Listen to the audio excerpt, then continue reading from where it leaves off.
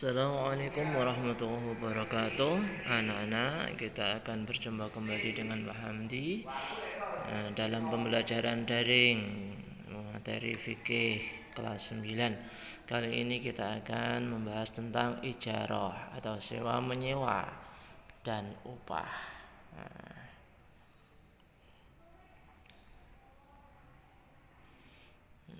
Di mapel ini diharapkan anak-anak nanti bisa mempelajari tentang apa itu ijarah, dasarnya itu apa, hikmah dari sewa menyewa itu apa. Mari kita bahas. Yang pertama adalah bab ijarah. Sebelumnya peta konsepnya anak-anak harus tahu pada bab ijarah kita akan berusaha pengertian ijarah, hukum dan dalil ijarah, rukun ijarah, syarat ijarah, macam ijarah, masa berlaku akad ijarah dan hikmah ijarah. Perhatikan anak-anak gambar yang ada ini, silahkan diperhatikan. Kira-kira itu gambar yang menjelaskan tentang apa anak-anak? Nanti dipikir semuanya ya. Kira-kira kemudian setelah kalian melihat gambar tersebut, kemudian buatlah pertanyaannya. Tanggapan kalian itu kira-kira itu gambar apa ya? Buat pertanyaan dengan menggunakan kata tanya apa, apakah, bagaimana, kenapa, dan lain sebagainya. Setelah kalian mengamati, kemudian cermati, ada pengertian ini. Apa itu ijarah?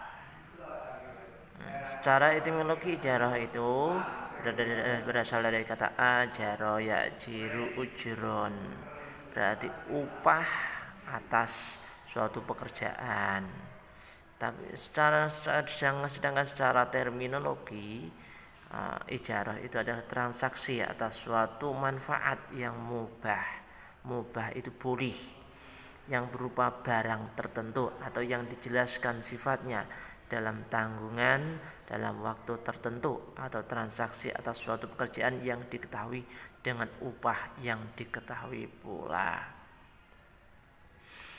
Dalam kitab fikih Fathul Qaribul Mujib itu diterangkan ijarah adalah akad atas manfaat yang jelas menjadi tujuan serta bisa diserahkan dan diperbolehkan kepada orang lain dengan ganti atau ongkos yang jelas.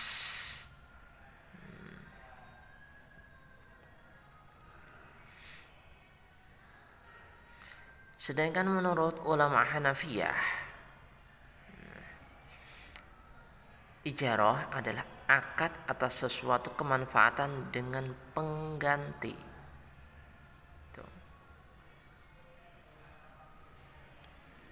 Sedangkan menurut ulama Syafi'iyah, ijarah adalah transaksi terhadap suatu manfaat yang dituju tertentu, bersifat mubah dan boleh dimanfaatkan dengan imbalan tertentu. Yang dimaksud mubah atau ibahah adalah manfaat yang tidak haram, maka tidak boleh menyewa alat-alat musik yang diharamkan.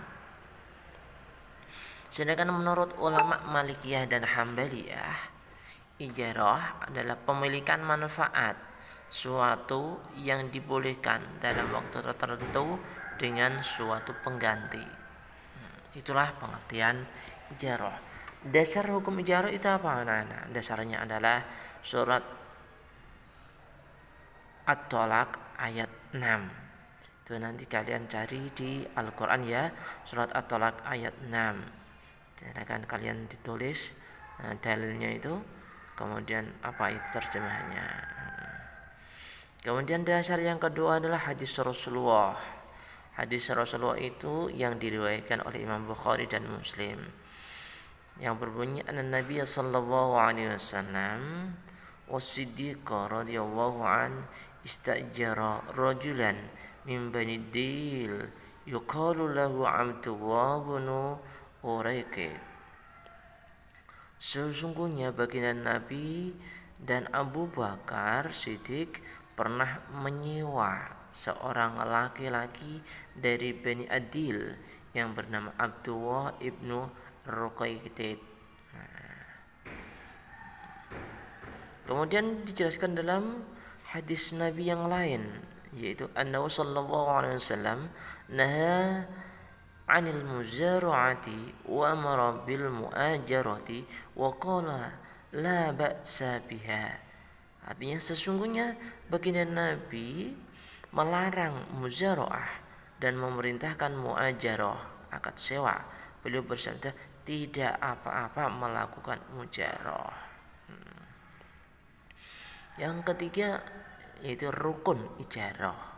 Rukun itu apa? Rukun itu adalah sesuatu yang wajib ada dalam setiap akad atau transaksi. Jadi rukun ijarah adalah semua hal pokok yang harus ada dan dipenuhi dalam transaksi ijarah. Rukun ijarah itu ada 4, yaitu yang pertama sigot, yang kedua mujir, yang ketiga ma'qud, yang keempat adalah upah.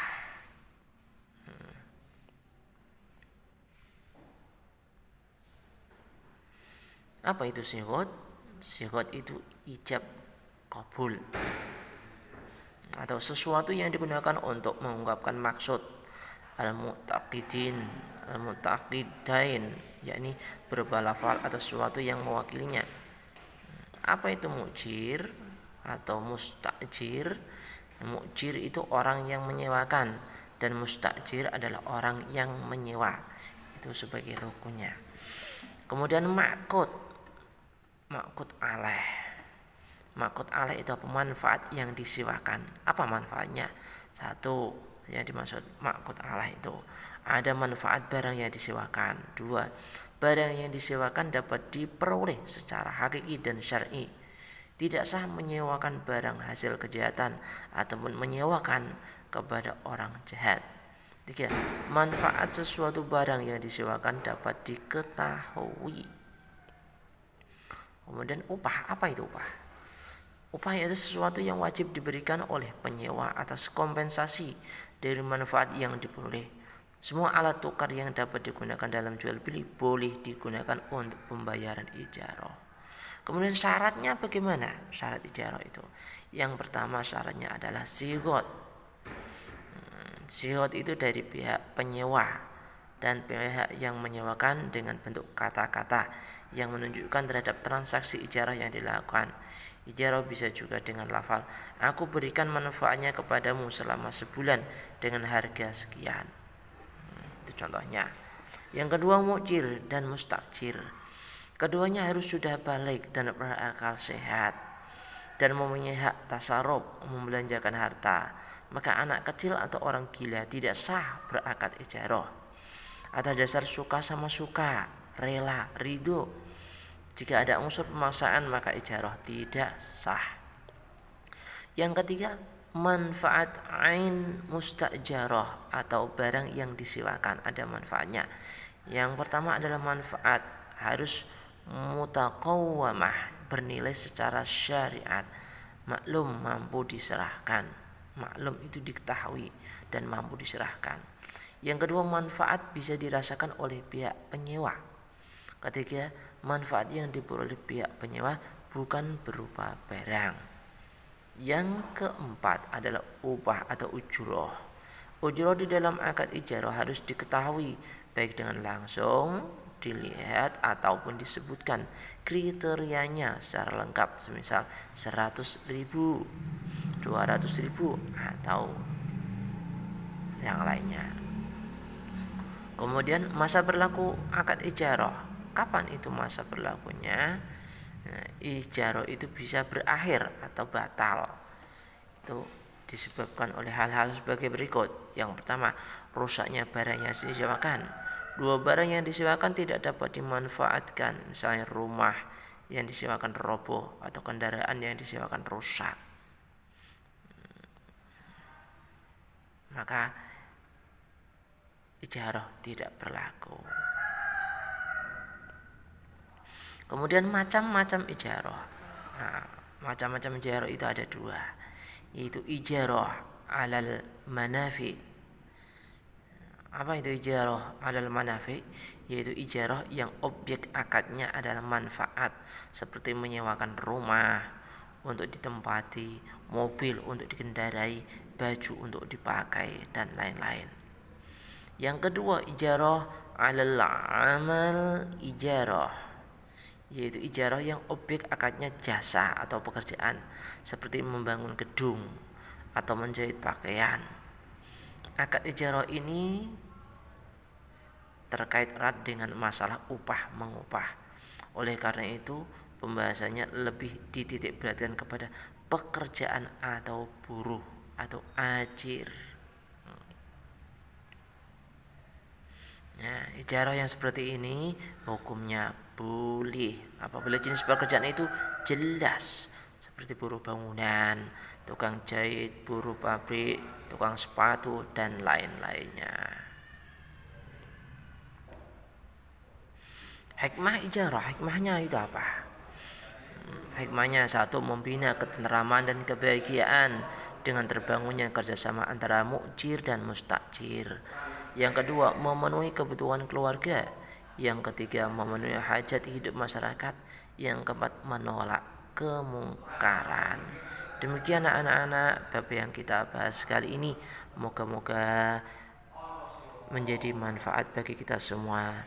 Kita tutup dengan bacaan alhamdulillahirabbil alamin. Kurang lebih mohon maaf. Assalamualaikum warahmatullahi wabarakatuh.